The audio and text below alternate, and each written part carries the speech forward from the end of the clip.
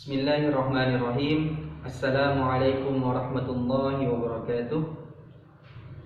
Innal hamdalillah nahmaduhu wa nasta'inuhu wa nastahdihi wa nastaghfiruh wa na'udzu billahi min shururi anfusina wa sayyiati a'malina. May yahdihillahu fala mudilla lahu wa may yudlil fala hadiya lahu. Asyhadu an la ilaha illallah wa asyhadu anna Muhammadan abduhu wa rasuluh la nabiyya wa la rasula ba'dah, amma ba'du. Perkenalkan, nama saya Muhammad Hifzi Fawqani. Saya mahasiswa Sekolah Tinggi Ilmu Dakwah dan Komunikasi Islam Ar-Rahmah Surabaya semester 5. Pada pagi yang cerah ini saya akan sedikit menjelaskan dan berbicara tentang bagaimana tahapan-tahapan manajemen SDM, mulai dari perencanaan SDM, selanjutnya rekrutmen dan seleksi, sampai nanti di akhir kita berbicara tentang bagaimana pelatihan dan pengembangan sumber daya manusia itu sendiri. Sekarang kita langsung masuk kepada pembahasan yang pertama, yaitu pembahasan tentang perencanaan sumber daya manusia atau perencanaan SDM. Nah, perencanaan SDM atau perencanaan sumber daya manusia ini menurut saya adalah elemen yang paling penting dalam suatu organisasi, karena menurut saya ketika suatu perusahaan atau suatu organisasi tidak melakukan yang namanya perencanaan, maka bisa dipastikan atau pasti suatu proses rekrutmen, seleksi, dan tahapan-tahapan berikutnya akan gagal dan tidak terstruktur karena tidak ada yang namanya perencanaan. Maka dari itu menurut saya perencanaan SDM adalah suatu elemen yang paling penting dalam suatu organisasi. Sumber daya manusia ini juga dapat membantu suatu perusahaan atau organisasi menemukan orang yang benar-benar tepat yang kita butuhkan dan berapa jumlah yang kita butuhkan. Karena proses perencanaan ini memang akan menentukan sebuah perusahaan atau sebuah program yang kita adakan di suatu perusahaan itu. Kita masuk kepada proses selanjutnya, yaitu proses rekrutmen. Untuk kemudian suatu perusahaan atau organisasi mendapatkan tenaga kerja yang sesuai dengan apa yang dia butuhkan, maka suatu organisasi atau perusahaan itu memerlukanlah proses rekrutmen ini. Nanti rekrutmen ini yang akan membantu kita untuk mendapatkan tenaga kerja sesuai dengan apa yang kita butuhkan. Nah, ada beberapa tahapan yang wajib dilakukan oleh suatu organisasi atau suatu perusahaan apabila suatu organisasi tersebut ingin mendapatkan tenaga kerja sesuai dengan apa yang dia butuhkan. Yang pertama adalah mengidentifikasi kebutuhan. Nah, di tahap pertama ini kita harus mengidentifikasi kebutuhan terlebih dahulu. Berapa tenaga kerja yang kita butuhkan, berapa slot-slot yang masih kosong, slot-slot apa yang pekerjaan-pekerjaan apa atau divisi apa yang masih kosong. Itu semua kita harus mengidentifikasikan. Nah, setelah mengidentifikasikan itu semua, kita mempunyai data.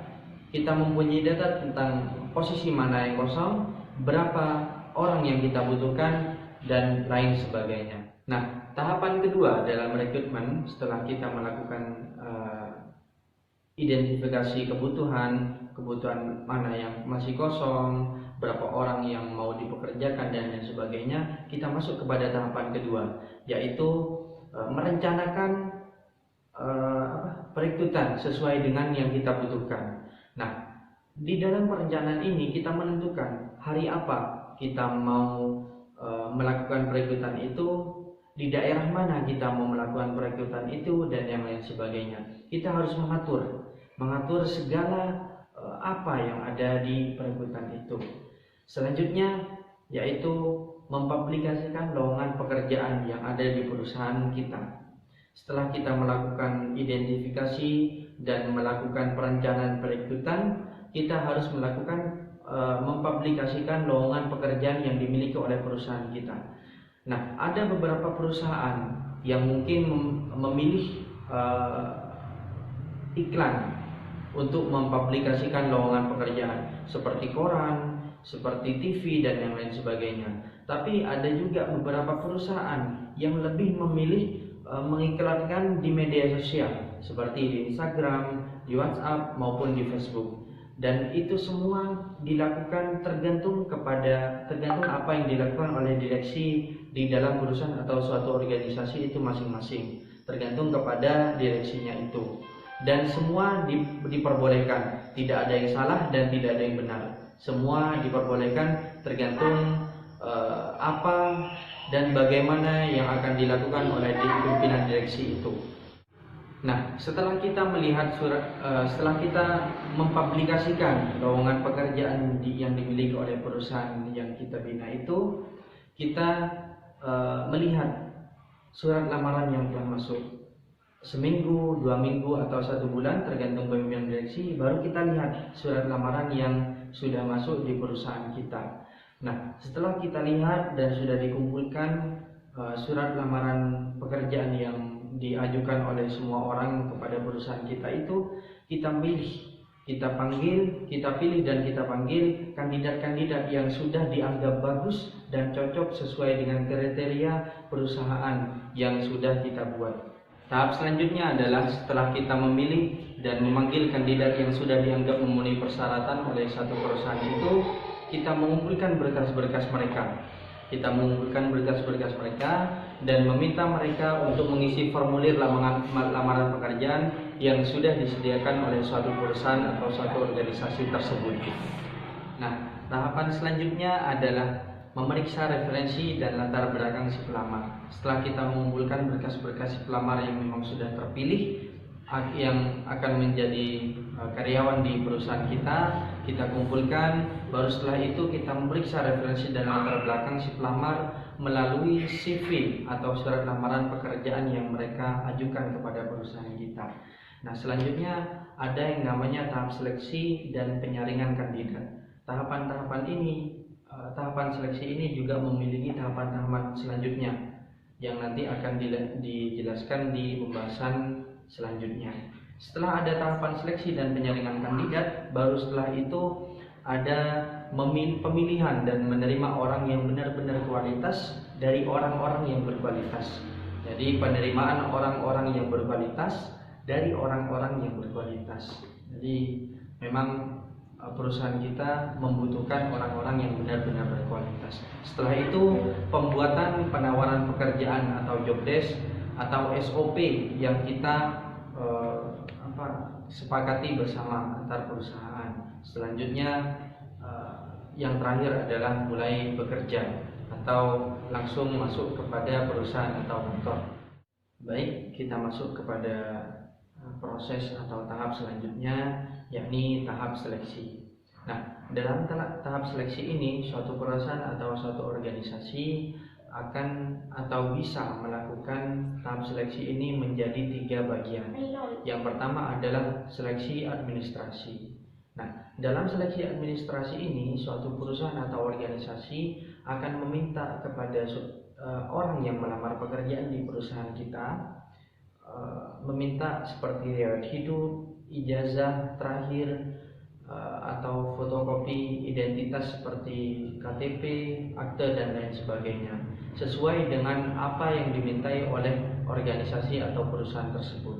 Nah, proses ini dilakukan agar perusahaan yakin kepada kita bahwa kita benar-benar orang yang baik, bukan orang-orang yang jahat atau mau memperalat perusahaan kita nantinya.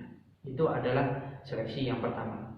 Nah, selanjutnya yaitu seleksi tertulis. Nah, seleksi ini biasanya dilakukan oleh suatu perusahaan atau suatu organisasi setelah seluruh pelamar kerja yang ada di perusahaan itu sudah melakukan atau melakukan pemberkasan di administrasi tadi. Yang pertama ada seleksi administrasi tadi, yang kedua ada seleksi tertulis.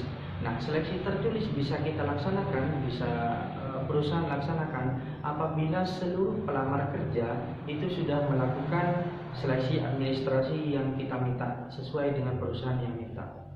Nah, Seleksi tertulis ini juga ada bermacam-macam atau ada beberapa yang bisa perusahaan lakukan. Yang pertama adalah seperti tes kecerdasan, tes bakat, tes kepribadian, tes minat, dan tes prestasi. Nah, semua tes tertulis yang dilakukan oleh satu perusahaan ini itu akan dilakukan suatu perusahaan untuk memetakan siapa yang benar-benar layak untuk diterima di perusahaan kita, siapa yang benar-benar layak dan siapa yang tidak layak untuk diterima sebagai karyawan di perusahaan kita.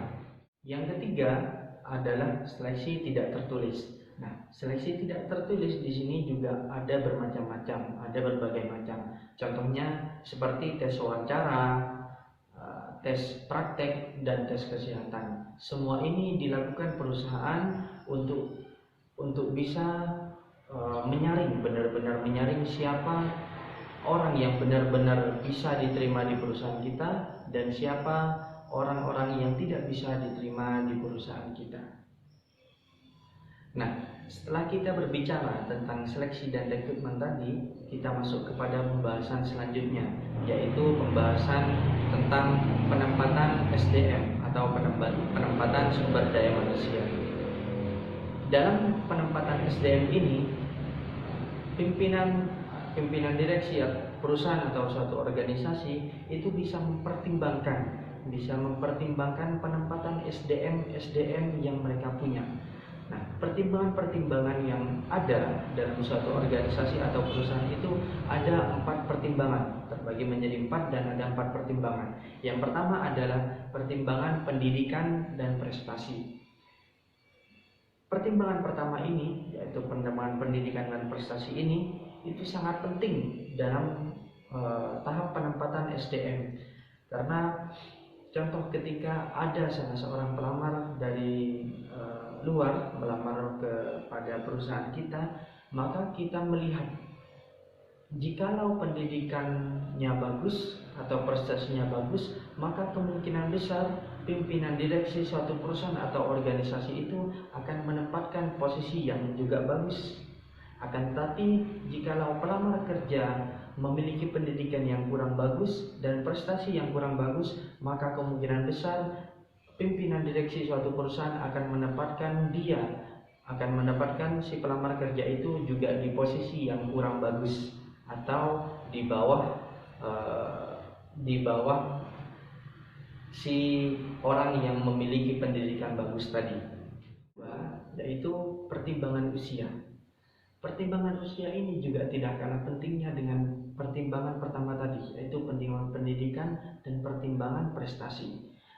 Pertimbangan usia ini juga tidak kalah penting, karena ketika kita mendapatkan suatu orang yang melamar kepada perusahaan kita yang sudah usianya tua renta, maka otomatis pimpinan direksi suatu perusahaan itu tidak akan meletakkan satu orang yang tua ini di dalam job desk yang sangat padat atau pekerjaan yang sangat padat, yang sangat keras. Sebaliknya, ketika perusahaan mendapatkan orang yang sangat muda dan masih bersemangat atau masih sangat muda, maka kemudian pimpinan direksi suatu perusahaan atau organisasi itu akan meletakkan si pemuda itu di job desk yang sangat padat dan agar bisa pekerjaannya bisa continue dan tidak salah penempatan. Yang ketiga adalah pertimbangan keterampilan kerja. Nah, jikalau suatu perusahaan atau organisasi mendapatkan orang yang dilihat sudah sepertinya tidak terampil dalam pekerjaan atau dilihat dari CV-nya sudah tidak terampil dalam pekerjaan, maka itu bisa dipertimbangkan pada penempatan SDM itu, pada penempatan sumber daya manusia yang ada. Kita bisa tempatkan orang yang tidak terampil itu di bagian bawah. Dan sebaliknya, kita bisa menempatkan orang yang terampil dalam pekerjaan itu di posisi yang atas, agar perusahaan kita bisa tetap maju dan berkembang dari tahun ke tahun. Pertimbangan yang terakhir adalah pertimbangan pengalaman pekerjaan. Di surat lamaran pekerjaan itu ada CV yang pelamar kerja ajukan kepada suatu perusahaan. Di Di situ juga ada pengalaman pekerjaan yang dimiliki oleh satu pelamar tersebut. Jika pelamar tersebut memiliki serentetan panjang pengalaman pekerjaan, maka otomatis itu akan ditempatkan di posisi yang atas. Sebaliknya, jika dia tidak memiliki pengalaman satu pekerjaan pun, maka otomatis dia akan ditempatkan di bawah orang yang tadi. Itu adalah beberapa pertimbangan sebelum kita menentukan atau menempatkan SDM yang kita miliki. Nah, sekarang kita masuk kepada pembahasan yang terakhir, yaitu pembahasan pelatihan, pendidikan, dan pengembangan. Pengembangan dalam Islam sudah ada di Al-Quran, cara-cara dan bagaimana kita cara mengembangkan SDM yang kita miliki sesuai dengan firman Allah yang berbunyi, A'udzubillahi minasyaitonirrajim, Bismillahirrahmanirrahim. Huwallazi ba'atsa fil ummiyina rasulan yatlu 'alaihim ayatihi wa yuzakkihim wa yu'allimuhumul kitaba wal hikmah wa in kanu min qablu lafi dhalalin mubin.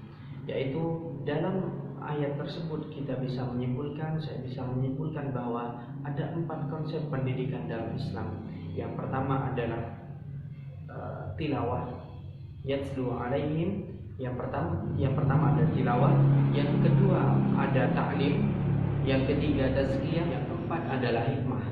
Jadi dari 4 yang tata cara yang dibawa oleh Islam itu dapat kita lakukan dalam suatu perusahaan atau suatu organisasi tertentu.